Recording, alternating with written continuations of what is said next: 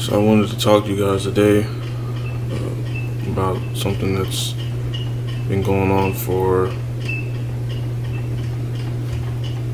maybe a year and a half, 2 years. I don't know if you guys are aware. I actually did a video. I talked about it briefly, but I am a convicted felon, and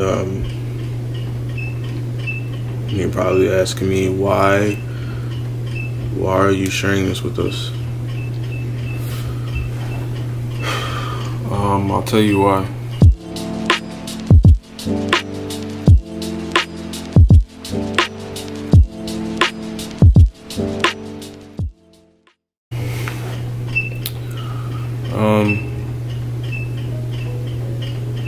I've been running into the same problems that probably a lot of other convicted felons are running into.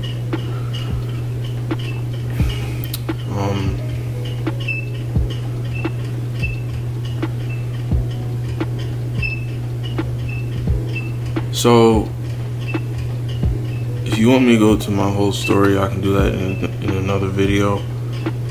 But the premise behind this is, when you're incarcerated and you're doing all these, they're called re-entry programs, just things, I guess, to kind of get you squared away and situated for when you are reintegrated back into society. And these are usually anywhere between a year, 6 months. The time frame for that is about a year, 6 months, somewhere in there. And mind you, you're doing these every day of the week except Saturday and Sunday. Monday through Friday, you're doing these programs where you are going to different classes. You're expounding on different words of the day, which is actually where I started to get comfortable with public speaking, because I had to do this in front of a broad audience of people. It's funny because even when I'm more comfortable talking in front of a lot of people now, like I've never been in my life, I still kind of have that nervous thing when I'm talking in front of the camera. It's odd, but you're doing these programs Monday through Friday, and they're intended to help you prepare yourself for when you're released. All right. So I did all these programs. I was released, and you know, the whole spiel, the whole motto is that basically what they put into your head is that second chances aren't that hard. Basically, they drilled into your head, and while that's a good thing, I mean, in a way it's positive, because you want people to feel like that they have a chance. But there's another part of that, is telling people the truth, that even though that the possibility of a second chance is there, the probability is slim. And what I've been dealing with is the fact that so I've been applying to all kinds of jobs. I think on Indeed I've submitted maybe 600 applications. And granted, now all of these were turned down because of my conviction, I'm really in the IT field, and some of these jobs require clearances, which I had when I was in the Air Force, when I got out the Air Force. Now it's a little more strenuous because they require that you have an active clearance, whether that's a secret, top secret, public trust, or something like that. But for the jobs that don't require a clearance, it's been the same thing for me. I'll do the interview. Actually, the last interview that I had, I was in front of a board, and basically I nailed the interview, and I never felt like that before. Like, with all the public speaking and my way with words with people, and you know how I come across, they were really impacted, and they were really glad that they had the chance to interview me. They actually said that some of the responses that I gave them were the best that they've heard in 5-10 years. So that made me feel really good, even if I didn't get the job. So the interview, I wait for a week. They said it takes about a week for all the in-processing and stuff like that. So doing all the paperwork, I'm looking over all the benefits, the health benefits and the salary and stuff with my wife. You know, we're excited. Me, I've already dealt with this enough. I don't like to get excited about things like that anymore, because it's like a false sense of hope. But I'm glad that I have someone who, even though that kind of annoys me a little bit, because I know how it really is, the reality, someone who is positive and hopeful, even if sometimes she struggles herself. So she prayed for me. She writes little prayers and stuff on the walls, and I don't know if you'll see, but there'll be post notes and stuff on the walls, prayers and stuff. She actually has a Bible study group. They've actually prayed for me too. So we got closer and closer to the start date, and I had just got to the point where I was like, yes, finally. And I've been looking for, you know, a job in my field for a year and a half, 2 years. So of course the anxiety's ramping up, you know, the anticipation and everything. But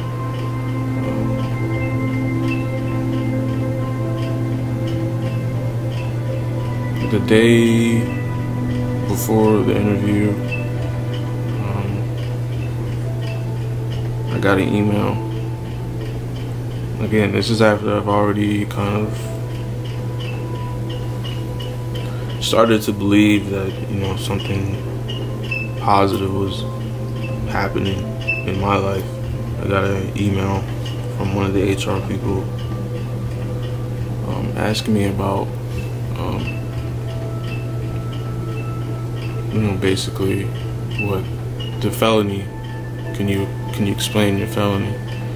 And I did. I actually had a verbal conversation with her, one other person, and I sent an email. That way they have something in black and white, you know, in case they forgot what I had said, or, you know, just something to fall back on. And basically I was pacing around the house, stressed out, back to where I was. I tried not to let myself get there in the first place, because it's painful, you know, when you have hope and you have faith in something all the time, and you know, it doesn't come to fruition. But basically I finally got called back or email back from their head honcho of this company, and basically they said that they couldn't move forward. They couldn't move forward with me because of that. I mean, it hurt. Of course it hurt. You know, it's like the whole false hope thing,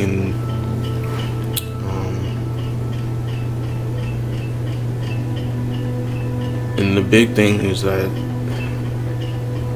you know, there are people with criminal records who have a desire to improve themselves and improve their lifestyles and hopefully improve and impact the lives of other people. And I can certainly say that I'm one of those people. And the thing that bothers me really is that after I've paid my debt to society,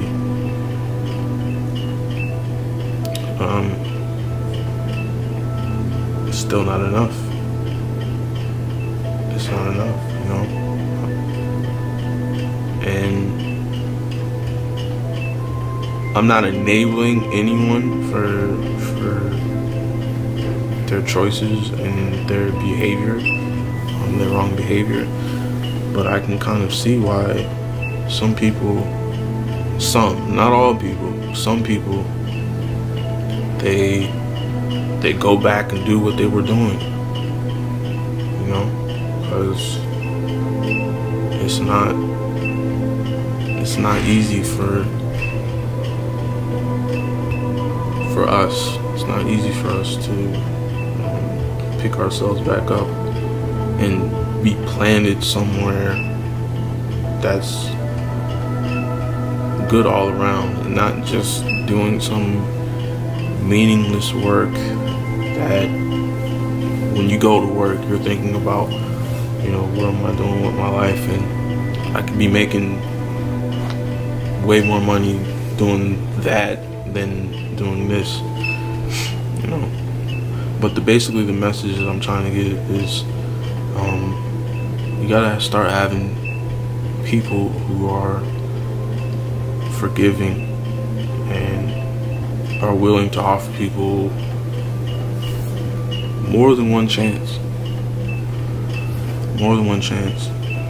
And I found a lot of flaws, and I found so many flaws in things that people say, like first impressions are the most important and things like that, because even when I made a good impression with all these interviews that I've had, it doesn't matter, because when they see something on a piece of paper, that holds more weight than the personal engagement that I've had with these people. And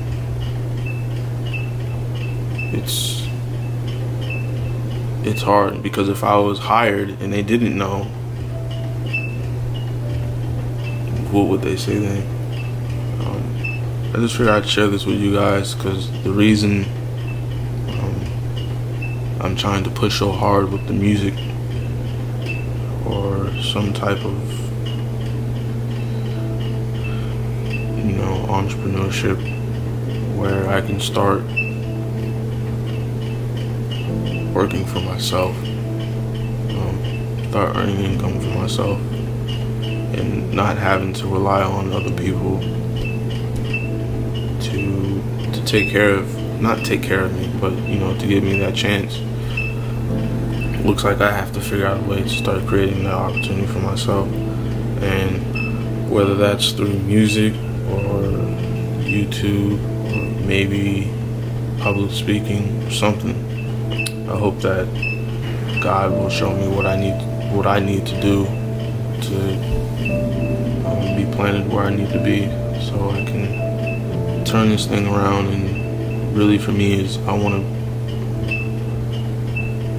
to be a beacon of hope for people, even people who don't have felons, people who are just struggling with the job market. Be a beacon of hope for people who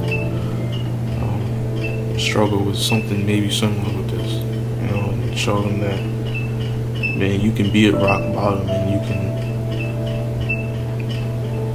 can turn that shit around if you want to. I don't know if you guys noticed, but that's why I'm pushing so hard with the YouTube and the beats and the music and stuff, because that's been the one thing that's kind of it's had a return on investment. You know, I've put in work there, and it's kind of given itself back to me for the work that I put into it. And I've considered a lot of things, but really I just wanted to share this with you guys, because don't be afraid to help people, give people second chances, be forgiving, be graceful. You never know, the person that you forgive or you help or that you show grace to could be the person that could completely turn your life around and make it absolutely amazing for yourself. Don't block your blessing because you are judging others and blocking a blessing to them. So that's really what I wanted to say. I appreciate you guys who's been supporting me for a while now. I think I've had the YouTube up since, I don't know, maybe 8 years ago. And I felt like maybe I was doing a little disservice if I didn't talk to you guys, share something with you guys. Hopefully it inspires you, touches you in some way. Like I said, don't block your blessing because you're being judgmental and blocking a blessing to somebody else. If you get a little voice in your head that tells you to do something good for somebody, just do it. Just do it, because I'm sure that's pretty. I'm sure if you think about it, that's a sin in some way. It's a sin in some way, because you're being instructed. Your heart is telling you to do something good for somebody, and you refuse to do it. So, and don't just do it because you expect someone to do something for you. All right, do it for God first, and then let Him handle the rest. So again, I appreciate you guys supporting me, the YouTube channel. The music as always. Maybe in another video I'll talk about the whole experience of what I went through. Yeah, so thank you guys for watching. Be safe out there. Keep making music, inspire people, help people, inspire and help people. Alright, what I really wanted to say to sum it all up is, from a personal standpoint, we're always talking about what my purpose is or what your purpose is or whatever. But take a second and look at everything around you in your house. Everything in your house has a purpose for something. Alright? And the reason I say that is because most of these things are inanimate. They have no brain, no conscience, nothing. So believe that you as a human being, not on a personal level, but as a human being, like everybody else, has a purpose as well. And that purpose is to serve other people, okay? In some way. So try to do that every single day. Take time to serve somebody, do something for somebody, right? And you'll see how rewarding that is and how good you feel when you're able to help somebody who needs it. So take that time out every day to reach out, touch someone, help someone, whether that's through something tangible or just give them a good word or something inspirational. You never know. Alright? So again, yeah, thank you guys. Appreciate you guys supporting me, supporting the channel. Thank you for listening. If you watched all the way through. Forgiveness, grace, second chances, love, appreciation. Don't forget those things. Alright?